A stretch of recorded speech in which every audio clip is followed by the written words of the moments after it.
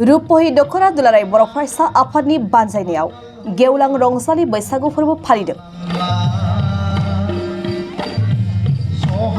बाक्सा जिल्लानि सालबारि मुखुमानि बेन्दोंआव थानाय रूपहि गेलेग्रा फोथाराव रूपहि दख'रा दुलाराय बर' फरायसा आफादनि बानजायनायाव दिनै सानसेनि मेहेरगोनां हाबाफारिजों गेवलां रंजालि बैसागु फोरबो फालिथाय खुंफुंनाय जादों।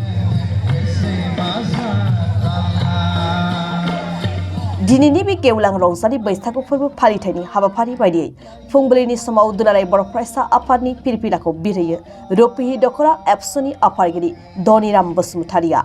बैसागुनि फिरफिलाखौ बिरहोयो बानजाय आफादनि मासिगिरि वीरेन्द्र कुमार बसुमतारिया। मुंख्लंफोरनो बिबार बावजेनो 21 नं सालबारि बियाबनि एमसेले जय मोसाहारिया।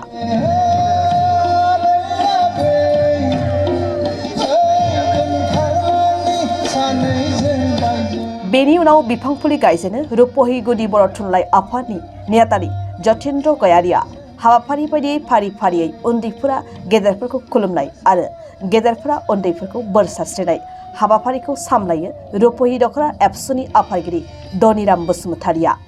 बे हाबाफारियाव गाहाय आलासि महरै बाहागो लादों बाक्सा जिल्ला एबसुनि आफादगिरि उमेश दैमारिया आरो थांखि जानाय बुंथिगिरि महरै बाहागो लादों 22 नं कक्लाबारि बियाबनि एमसेले मन्टु बर'आ।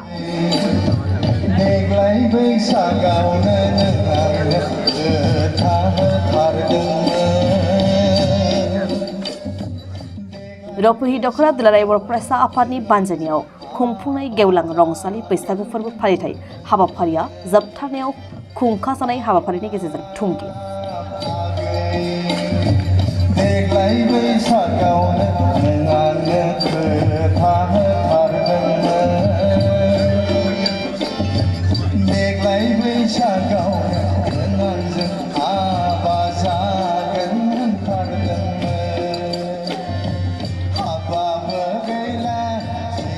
गुबैयै दुलाराय बर' फरायसा आफादनिफ्राय मोनफ्रोमबो दख'राफोरखौ खावलायनाय जिल्लाफोरखौ खावलायनाय जिहेतु दंखायोमोन जोङो जे गेवलां रंजालि बैसागोखौ मोनफ्रोमबो दख'रायाव बा दालाइसा आफादाव आरो जिल्ला आफादाव बेखौ फालिनांगौ आरो बेबायदिनो दिनै रूपहि दख'रा दुलाराय बर' फरायसा आफादा नैबे जे रूपहि गोजौसिन गेजेर फरायसालिनि लांगोना फोथाराव सानसेनि हाबाफारि लानानै बे मेल खुंदों बा फालिदों। बे फालिनायाव आंबो बाहागो लादों। खोब गोजोननाय मोनदों। बेवहाय जोंनि जे बर'नि गुबै धोरोम बा गुबै खान्थि बेखौ बेवहाय दिन्थिनो थाखाय मोनसे नाजानाय जादों। गुबैयै फिरफिला बिरनायाथ' बे थाखाबाय जोंनि बैसागोनि फिरफिला बिरनाय बायदि फिरफिला बिरनाय बा मुंख्लंफोरनो दाहा बावनाय बा बिबार बावनाया बे थाबाय। बेजों लोगोसे जे गेदेरफोरनो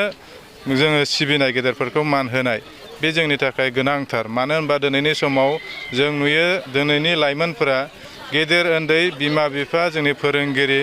जोंनि दैदेनगिरि रावखौबो सिनायै जानानै फैबाय आरो बे समाव जुदि जोङो दिनैनिफ्राय जुदि बैसागो बोथोर मागो फोरबोआव जुदि बे हाबाफारिखौ लाफिनाब्ला बा बेखौ जों जुदि फोरोंलाङाब्ला इयुनाव खिन्थु जोंनि सोद्रोमथिया गैया जालांगोन। दा बिनि थाखायनो बे जिखिनि जोंनि बर' माहारिनि सोद्रोमथि गेदेरखौ बैसोआव गोराफोरखौ जोङो बैसागो बोथोराव खुलुमनाय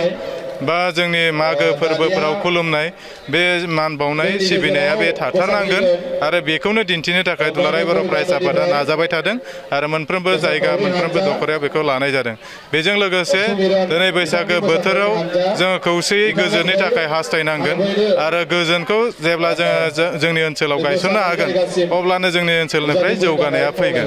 माखासे गोमालांनो हमनाय बर'नि आगजुफोरखौ जिहेतु बिटिआर गभर्नमेन्टनि बान्जायनायाव जिआइटेक मोननो हाबाय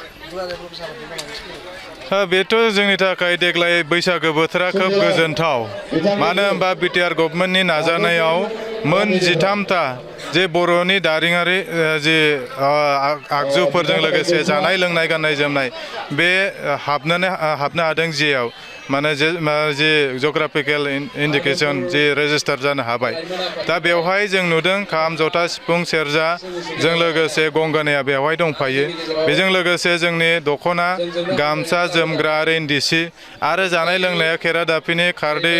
बेबायदिया जिहेतु बेवहाय सोसन जाबाय दा बेखौ जोङो जेब्लायबो गावनि होननानै जोङो लाखिनो हानांगोन आरो बेयो जोंनि मोनफ्रोमबो जे ओनसोलाव गामि आफादाव बाहायजानांगोन नङाब्ला बे जिआइ जुदिও नांदोंब्लाबो जों जुदि बेखौ बाहायनो रोङाब्ला बिनि ओंथिखौ जों जुदि मिथियाब्ला बे जिआइ नांनानैबो जोंनि ओनसोलाव माने जोंनि माहारियाव गैया बायदि जागोन मानो होनबा मोनसे बेसादा माहारियाव गैया जोंनाव जायखौ गोमालांबाय जों मिथिगौ गंगनाया बे हाबफैबाय बर'नि गंगना दा बेखौ दामनो थाखाय बेखौ बाहायनो थाखाय फिन जोंनि लाइमोनफोरा जोंनि गेदेर गोलावफोरा जोंनो फोरोङाब्ला जोंनि लाइमोनफोरा जों जुदि सोलोङाब्ला बे जोंनि थाखाय आसखान्दा जागोन दिनै बिनि थाखायनो दुलाराय बर' फरायसा आफादा बैसागोनि सिगां हारिमु मावबादा खुंबोनो थाखाय दख'राफोरखौ खावलायहरनाय जादों माखासे दख'राया बे हाबाफारिखौ लादों बेवहाय नाथाय मोनसे दुखुनांथाव जे गोबां लाइमोनफोरा बेवहाय बाहागो लाया मोसानो थाखाय खाम जथा सिफुंखौ सोलोंनो थाखाय सेरजाखौ सोलोंनो थाखाय दिनैबो जोंनि लाइमोनफोरा गोसो गुदुं नङा नाथाय गुबुन हारिखौ नुदों बैसागोनि सिगां मास मोनसेनि सिगाङावनो गामि दलनि गोमनाय माने पेम्पानि गोमनाय बायदिखौ खोनायो दा बिनि थाखाय जोङो फिन बेखौ जाहाथे जांख्रिखांनाय लाबोफिननो हायो बेखौ जोङो नाजानाय थाबाय आरो बयनिसिमबो बर' माहारिनि दैदेननायाव बड'फा गोजोरथायारि सोलायनाय बे बिथांखिजों मोनफ्रोमबो दख'रा दुलाराय बर' फरायसा आफादनि बानजायनायाव रंजालि बैसागु फालिनाय बे हाबाफारिया सोलिबाय दं दिनै रुपुहि दख'रा दुलाराय बर' फरायसा आफादनि गेवलां मोसानाय थामहिनबा रंजालि बैसागु फालिथाय आफादाव बाहागो लानानै थारैनो गोजोननाय मोनदों सिगांनि हाबाफारिफोर बायदिनो देग्लाय बोसोरावबो बिथांमोना जोंनि दुलाराय बर' फरायसा आफादनि फिरफिला बैसागोनि फिरफिला आरो मुंख्लंफोरनो बिबार बावनाय आरो लोगोसे एसे सिगाङावसो नोंथांमोना नुनो मोनदों जे उन्दैनो अननाय आरो गेदेरनो मान बावनाय हाबाफारि बे हाबाफारिया जानानै थांबाय आरो दान्दिसे उनाव बिथांमोना गेवलां मोसानाय बे गेवलां मोसानायखौ बेखेवगोन आरो मोनाबिलियाव गेवलां मेल थामहिनबा जोंनि आसार खान्थिजों बुंफबनाय जोंनि बर'नि मोनसे आगोमा फोरबो नैबे रंजालि बैसागुनि सोमोन्दै गुवारै मोनसे सावरायनाय बिथांमोना हाबाफारि लादों होननानै आं मिथिनाय मोननाय जादों आरो बे हाबाफारिनिफ्राय जों बेखौनो मोजाङै रोखा बुजिनानै लानो हायो जे जोंनि ओनसोलनिफ्राय बा जोंनि बर' हारिनिफ्राय गोमालांनो हमनाय माखासे मानि आसार खान्थि आरो जोंनि जिखिनि नेमखान्थिफोर समाजारि बिथिंफोर बे मोनफ्रोमबो बिथिंफोरखौ लानानै बिथांमोना मोनसे सावरायनाय लादों आरो आं आसा खालामो दिनैनि बे दुलाराय बर' फरायसा आफादनि बड'फा गोजोरथायारि सोलायनाय हाबाफारिजों मोनफ्रोमबो दख'रायाव दुलाराय बर' फरायसा आफादा गेवलां मोसानाय हाबाफारिनिफ्राय जों दल संगठनजों लोगोसे बयबो रायजो राजाफोरा मोनसे मोजां फिथाइ मोननो हागोन होननानै जों आसा खालामना लानो हायो आरो जिहेतु बैसागोनिनो खुंखा जानायाबो मोनसे हाबाफारि बे हाबाफारि हिसाबै मोसौ सुंखायनाय खुंखा जानाय गेदेरफोरखौ मान होनाय बैसागोनि रंजानाय बायदिसिनाफ्रा जोंनि जिहेतु मोनसे बर'नि मोनसे आसार खान्थियाव गोग्लैयो बे आसार खान्थि महरै बैसागोआव मा हाबाफारिफोरा जायो बे हाबाफारिया थारैनो सोलिलांनाया जोंनि थाखाय मोनसे मोजां होननानै आं सानो आरो गोमालांनो हमनाय खायफा बायदि माखासे बर'नि जिखिनि आसार खान्थिफोर बे आसार खान्थिफोरखौ नैबे फालिनायनि गेजेरजों जों बोखांफिनना लानानै रायजोनि गेजेराव जों सांग्रांथि खालामना लानो हागोन होननानै जों सानो आरो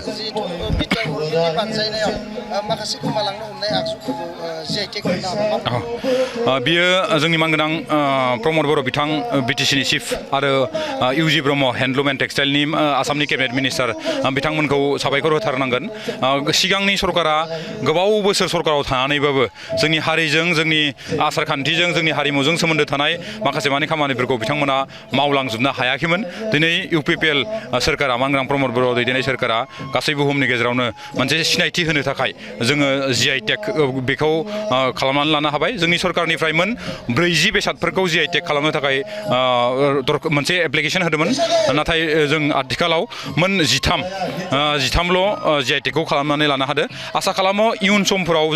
जोंनि जिखिनि दाबि बे दाबिखौ मोनफुंनो हागोन आरो लोगोसे नैबे जिआइ टेग जानायनिफ्राय जोंनि गोमालांनो हमनाय जिखिनि जोंनि जाग्रा लोंग्रा जोंनि गाननाय जोमनाय जोंनि आसार खान्थिजों खाथि सोमोन्दो थानाय जोंनि हारिमुजों सोमोन्दो थानाय बेखौ GI टेग जानायनि उननिफ्राय जों गासै बुहुमनि गेजेरावनो मोनसे संरैखा खालामनानै लानो हागोन होननानै आं सानो आरो बे संरैखाया खालि सरकारनिल' दायित्व जानांगोन होननानै आं साना दल संगठनफोरजों लोगोसे जोंनि साफ्रोमबो बर'